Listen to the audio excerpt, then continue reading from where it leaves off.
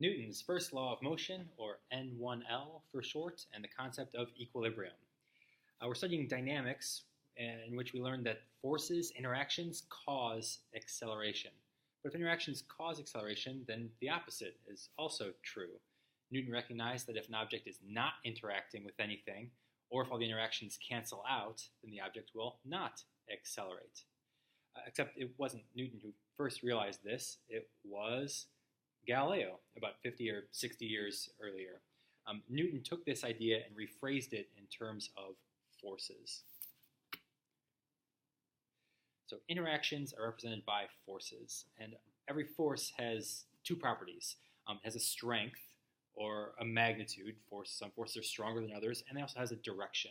And you'll recognize that if a force has a strength and a direction, then it is a vector. Forces indeed are vectors.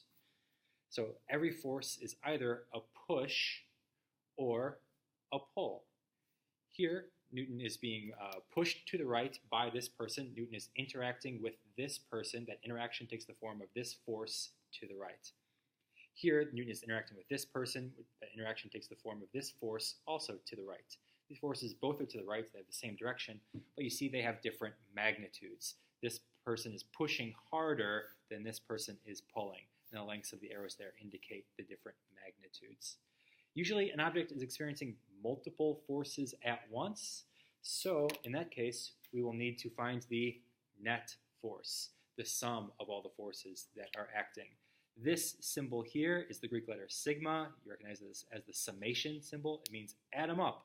The sum of all the forces is what we call the net force. If there are three forces acting, you'd add up force 1, 2, and 3 to get the net force on an object. Let's look at some examples. So here's three examples of multiple interactions at once. Here, the first one, Newton is being pushed to the right and pulled to the right by these two other people. So he's interacting with these two people. These two forces here come in two different strengths, and we can add them up to get the net force. Force 1 from person 1 pushing, and force 2 from person 2 pulling, add to produce a greater overall net force to the right. So these forces are supporting one another, adding up. And that net force will, of course, cause Newton to accelerate to the right. These two forces in the next example are opposing one another, so they can partly cancel out. Force 2 is greater in magnitude than force 1. Person 2 is pulling harder than person 1 is. So here the net force, force 1, partly cancels out force 2, and the net force is still to the right. Newton will still accelerate to the right. Example 3. Here we've got two forces opposing each other but completely canceling out. Person 2 is pushing to the left, so there's the force from 2 pushing on Newton. Here's the force from person 1 pushing on Newton. They're exactly equal in magnitude, which I've indicated by putting a little hash mark on each one. That indicates that they're the same magnitude. So here the net force, here's force 1 plus force 2, is 0. They balance each other exactly. And that's a special state. That's what we call equilibrium. Newton here is in equilibrium because the two interactions it's experiencing are canceling out exactly. The net force is 0 in equilibrium, which of course then means that the acceleration is 0 in equilibrium. I guess at this point we can state Newton's first law more formally.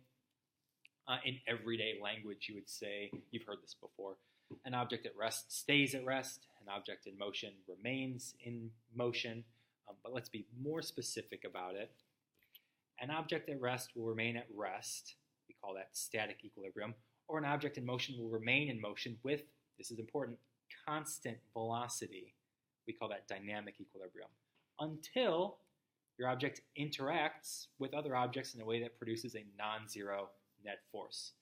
So what we're establishing here is kind of the natural state of an object. An object will naturally stay at rest, or it'll naturally keep moving if it was already moving. It'll keep moving with a constant velocity unless you interfere with it. Unless some interaction changes what it's doing, the object will naturally stay at rest or naturally keep moving with constant velocity. We call that natural state equilibrium. Here are the two kinds. And now that we're talking about equilibrium, the best place to do that is in outer space. Here we find ourselves in deep space. And that, of course, is where you'll look to see the constellations, the signs of the zodiac.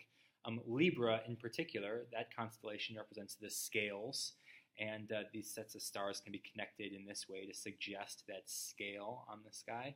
The term equilibrium comes from this word Libra. Equal and scale. Equal on both sides of the scales, meaning a balanced scale. That's equilibrium. And in physics, equilibrium means a balance specifically of forces. A balance of forces. That's equilibrium.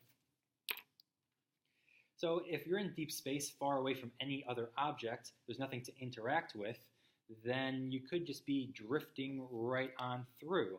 And if you're drifting in deep space or just sitting in deep space with nothing to interact with, you're probably going to be in equilibrium. So here, static equilibrium, that could be Newton in his rocket ship just sitting at rest in deep space, abandoned and forgotten, nothing else around. Not moving, no interactions, sitting at rest, static equilibrium. But you don't have to be interacting with nothing for static equilibrium. Another possibility is that Newton is in his rocket ship on the launch pad on Earth, just sitting there at rest. This is also static equilibrium, even though this time there are interactions. The rocket ship is interacting with the whole planet Earth because the Earth is pulling down on the rocket with a force of gravity. That's one interaction. The second interaction is between the rocket and the launch pad right here. The launch pad is pushing up on the rocket, supporting the rocket. So here we have two equal and opposite forces. Force of gravity from the interaction with the Earth pulling down, and the supporting force from the launch pad pushing up. And those two forces are balancing each other out, also creating an equilibrium. Net force is zero. Newton is at rest. Dynamic equilibrium is also possible in space. Newton, in his rocket, could just be drifting along, not interacting with anything, in which case he would be moving at a constant velocity. So here comes Newton's rocket, just drifting at a constant velocity through the universe. No thrusters, no interactions. That's dynamic equilibrium.